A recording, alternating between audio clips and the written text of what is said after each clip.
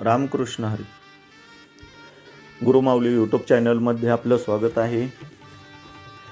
पौराणिक कथा, भजन कीर्तन पाहण्यासाठी आणि ऐकण्यासाठी आपल्या गुरुमाऊली यूट्यूब चॅनलला सबस्क्राईब आणि लाईक करा. व्हिडिओ आवडल्यास व्हिडिओ शेअर करा.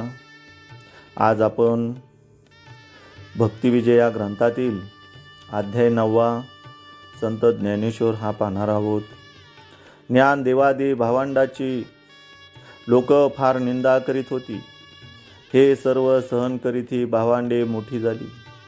त्यांच्या मुंजीचा प्रश्न आला. रुक्मिणीने विठ्ठलपंतांना म्हटले, आपण ब्राह्मणाकडे जाऊन मुलांच्या मुंजीसंबंधी चौकशी करा. त्यासाठी एके दिवशी ब्रह्मवृंदांची सभा भरली. तीत विठ्ठलपंत त्यांना हात जोडून म्हणाले, आम्हाला आमच्या अपराधाचे प्रायचित्त द्यावे आणि मुलांच्या व्रतबंधाची दीक्षा द्यावी. ब्राह्मणांनी सारी शस्त्रे धुंडाळून पाहिली, त्यांना आधार सापडला नाही. ब्राह्मण विठ्ठलपंतांना म्हणाले, या अपराधाला देहांत प्रायचित्ताशिवाय दुसरा उपाय नाही. विठोबांनी ब्राह्मणांची आज्ञा शिरस्वंद मानली. त्यांनी घरदार सोडले. नंतर ब्राह्मणांनी त्या भावंडांना म्हटले, तुम्ही पैठणला जाऊन शुद्धीपत्र आणले तर तुम्हाला शुद्ध करून घेऊ. मग ही सर्व मुले पैठणला गेली.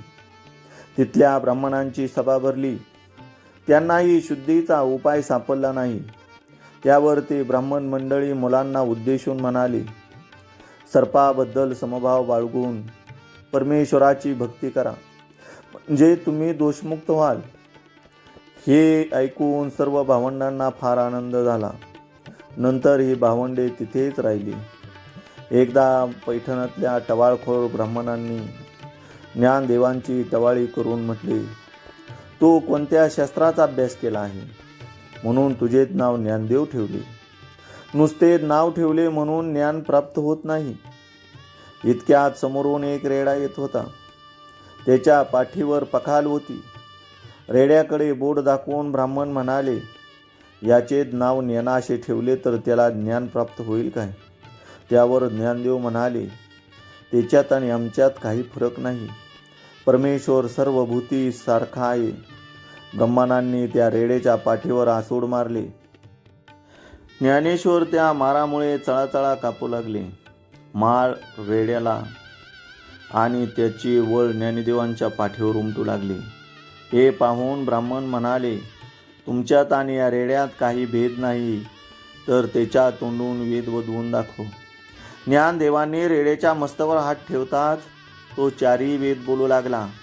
आता मात्र ब्राह्मणांना या गोष्टीचे कौतुक वाटले. हे म्हणू लागले की सर्व भावंडे देवांचे अवतार आहेत. गंगेला विटाळ नाही तसा यांनाही विटाळ नाही. पैठणीला ही मुले ज्याच्या घरी राहिली होती त्याच्याकडे श्रद्धा आले, पण श्रद्धासाठी ब्राह्मण येण्यास तयार नव्हते. त्यामुळे तो ब्राह्मण संचित झाला होता. हे पाहून ज्ञानदेव म्हणाले, आज तुम्ही संचित का? ब्राह्मणाने सर्व हा वृत्तांत निवेदन केल्यावर ज्ञानदेव त्यांना म्हणाले, तुम्ही काळजी करू नका, मी तुमच्या पितरांनाच भोजनाला आणतो, तुम्ही स्वयंपाक करा. ज्ञानदेवाच्या बोलण्यावर विसंबून ब्राह्मणाने स्वयंपाक केला. मग पानावर अक्षता टाकून ज्ञानदेवांनी पितरांना बोलावले. पितर आल्यावर त्यांची पाद्यपूजा केली. पंचपक्वान्नाचे भोजन झाले. वस्त्रे दिली, दक्षिणा दिली. मग ज्ञानदेवांनी पितरांना म्हटले, स्वस्थाने वास. त्याच्याबरोबर सर्व पितर अदृश्य झाले. प्रत्यक्ष पितर येऊन दक्षिणा घेऊन जेवून गेली. वार्ता ब्राह्मणांना समजली. त्या क्षणी त्यांचा मद नष्ट झाला. ब्राह्मण म्हणाले, असे कृत्य आम्ही ऐकले नाही किंवा पाहिलेही नाही. हे झाल्यावर ब्राह्मण म्हणू लागले की हे सर्वजण देव आहेत, त्यांना प्रायचित्ताची जरुरी नाही. आणि अशाच मजकुराचे पत्र त्यांनी लिहून सोपानदेवांच्या हाती दिले. पैठणमधल्या ब्राह्मणांनी दिलेल्या शुद्धीपत्र घेऊन ही मुले पैठणातून निघाली. त्यांच्याबरोबर तो रेडाही होता. काही दिवसांनी हे महालय क्षेत्रात आले. मोहिनी राजाचे दर्शन घेतले. तेथेच ज्ञानदेवांनी गीतेवरील प्रकृती टीकेची रचना केली. हीच ज्ञानेश्वरी होय. नंतर निवृत्तीच्या सांगण्यावरून अमृतानुभव नामक स्वतंत्र ग्रंथाची रचना केली. तिथून ते आळंदीला निघाले. आळंदीच्या वनात येताच त्यांच्याबरोबर आलेल्या रेडाई तेथे मरण पावला.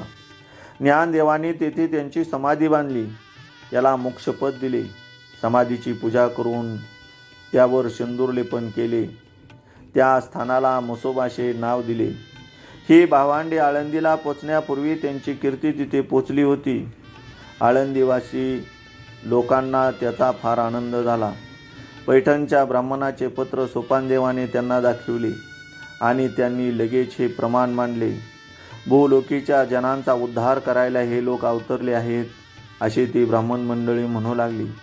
आळंदीत विसोबा नावाचा एक कुटील ब्राह्मण राहत होता. ही संन्याशाची मुले म्हणून तो त्यांना टोचत असे. एकदा दिवाळीचा सण असताना निवृत्तीनाथ मुक्ताबाई म्हणाले, आम्हाला उत्तम मांडे करून द्याल. तिने सर्व साहित्य जमा केले आणि मग ती मांडे भाजायला लागणारे खपर आणण्यासाठी कुंभाराकडे चालली. वाटेत तिला विसोबा भेटला. त्याने तिला कुठे चाललीस म्हणून दरडवून विचारले. मुक्ताबाईने घाबरून खरी माहिती सांगितली. विसोबा तसाच त्या कुंभाराकडे गेला आणि त्याला म्हणाला, तू ह्या मुलीला खपर देऊ नको. विसोबा कुंभाराचा सावकार होता. मुक्ताबाई कुंभाराकडे आली असता तो तिला म्हणाला, हवा भाजलेले नाही, तो भाजला म्हणजे मग तुला खापर देईल. हे ऐकून मुक्ताबाई रडत घरी आली. ज्ञानदेवांनी तिला रडण्याचे कारण विचारले. तेव्हा तिने विसोबाची करणी निवेदन केली. ज्ञानदेवांनी तिची समजूत घातली आणि आपण योगाने जठराग्नी पेटवला. त्यावर मांडे भाजायला त्याने मुक्ताबाईला सांगितले. त्यानुसार मांडे भाजून झाले. मग सर्व भावंडे भोजनाला बसली. हे सर्व दृश्य विसोबा गवाक्षातून पाहत होता. त्याला ते पाहून पश्चाताप झाला. त्याने धावत येऊन ज्ञानदेवांच्या पानातील एक घास खाल्ला. त्यावर ज्ञानदेव त्याला म्हणाले, अरे तू खेचर आहेस काय? तेव्हापासून विसोबाला खेचर या नावाने प्रसिद्धी झाली. याप्रमाणे भक्तिविजय या ग्रंथातील 9वे पुष्प या ठिकाणी समाप्त होत आहे. रामकृष्ण हरी.